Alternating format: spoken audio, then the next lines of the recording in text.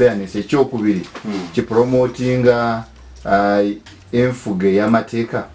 Ekisookera irala eiteeka eritondawo office ya president ise mawango w'iwanga lya Uganda era nirye neryo eritondawo eidembe ly'omuntu okuweebwa bondi.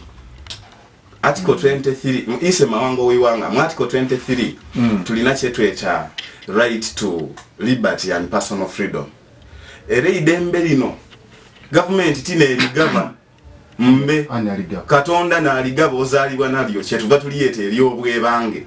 Omulimu gwa government kuli kuuma bukuume. Right singa yes, right singa freedom and personal liberty, right singa fair hearing, rights do uli edebigwa mu ituluberio, right to property ebyebigwa mu ituluberio. Government tineerigaba kyovani ife mateeka tuliyeta non-derogable tiliteesebwaku. Kyovani nge tulesera no topic yegema kwakali amawo kwao kana ni mwayi batwala nkobye nti bwazira gano titusobola kujja nakyo mu buwanvu kubanga tuba tuli kutyobola right yetu fair hearing ku muzindalo kuno tulowooze sensi nti oba oli awo n'omukolobezi kumbe nga omuwo omuzindalo wano yena asobola okuyinonola ebibi byakali amawa. Now nendo okukola mu corrections dino wamanga number 1 eiwanga lidyenga lirimbibwa nti president n'aba commander in chief of all armed forces.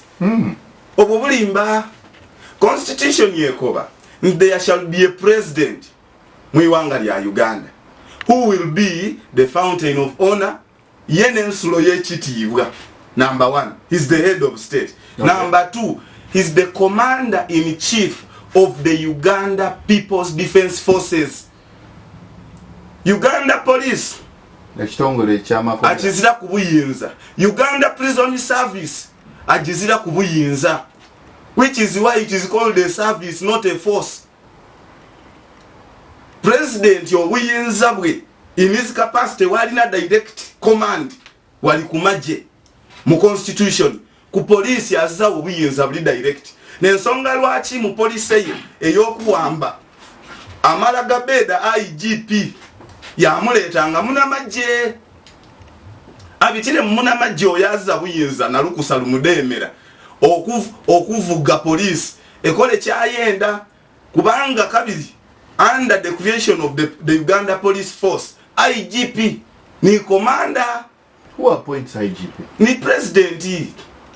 Mama muzira kubuyinza gwalo anti amuli kuno obuyinza kyenkukobye ayo obuyinza abuzira ku police bulimbegano mu police act obuvunaanyizibwa buli eri police okuwa omuntu bondi ku bwerere kasita omuntu oyo abanga number 1 ateeberezebwa okuba n'omusango gwayizibwa, number 2 eibanga libiseeko esaawa 48 ng'akaali kutwalibwa mu kooti kubanga police tiikomera. Nensonga lwaki abantu baife oluisi balambukira ku CPS nga ati tuza budget ya kuliisa abasibe police teteekwa kuba n'abasibe waire n'akatono. Tulina obuzibu bwa system yaife nti tulina police system esooka n'egema mwami munaaba mene enoonereza ng'erina ye aye ate nga mu mateeka amalambulukufu bwe babanga bateebereza akalya okuba n'omusango gwayiziiza bandisoose kunoonereza fayiro yaba niwe etuuse memale bagema akalya nga nibwa atamala saawa diwe bayina ku police kimmala bumala okumutwala mu kooti either agwikirize oba agwegaane abe mu buyinza bwa kooti okuba nti tukurimandinze oba saba bailo niwe bamurimandinga bamutwala ku prison which is a service not a force.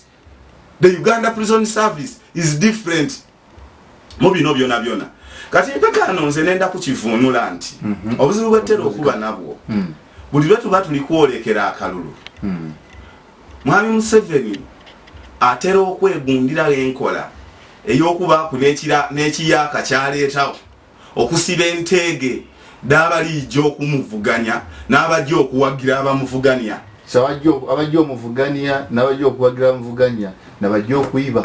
No kino tikyetololera ku bwibi bwonka. By the grace kankulambulule mu kino omuwendo gw'abantu abayizi b'emisango aba benefitinga mu nkola eno nibalekulwa nibayirayo nibatulugunya abantu guliwo era kwekyo omutuufu wabula nenda tuikirize nti kabiri waliwo omuwendo okusinga n'ogwabo obunene ogw'abantu abatwalibwa mu makomera nga tibasingisibwa misango.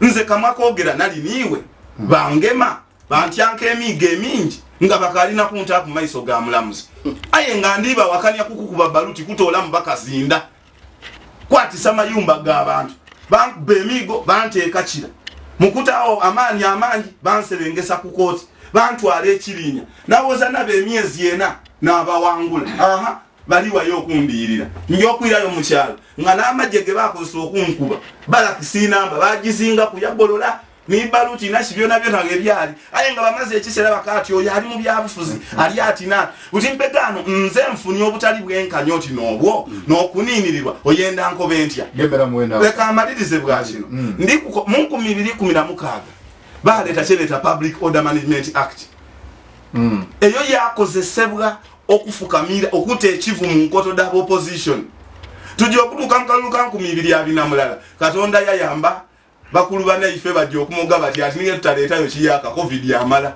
baleeta bwakigamba ati scientific campaign covid yakolanga iteeka ino lyene bakozesa bwekyo wazza state of emergency wazzachi omukulu yaida ku mizindawe yakati therefore another 21 days and we shall have the scientific campaign. Thank you so much. It's all over there, kino.